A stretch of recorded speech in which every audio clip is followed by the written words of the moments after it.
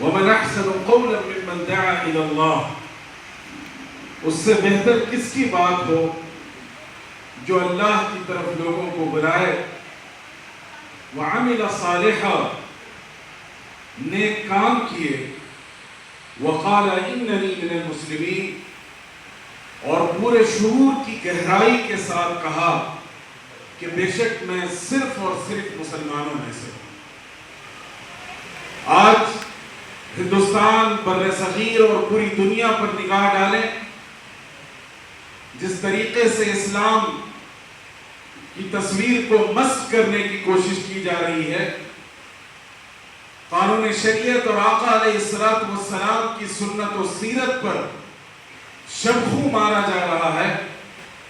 ان حالات میں اگر قرآن کا مشعل کوئی اپنے ہاتھوں میں تھامے ہیں، ایمان اور توحید کی روشنی کو کوئی فروزہ کیے ہوئے ہے،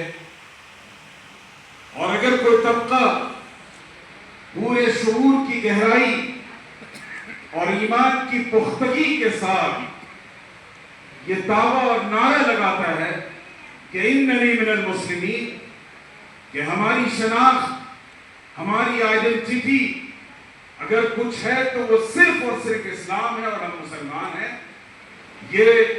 یہ ساری خوبیاں اور خصوصیات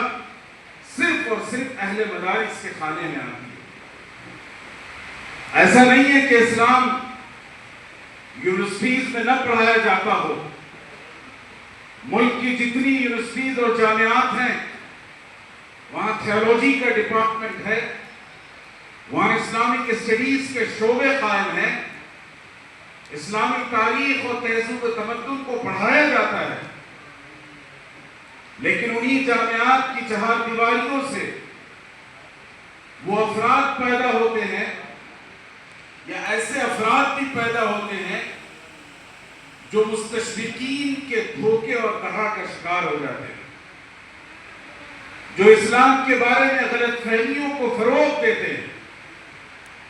جو اسلام کی اصولی اور بنیادی باتوں کا انکار کر بیٹھتے ہیں۔ ایسے حالات میں ان دینی مدارس کا وجود اور ان کا ہمارے سماج میں قائم رہنا یہ ایک شریف فریضہ ہے۔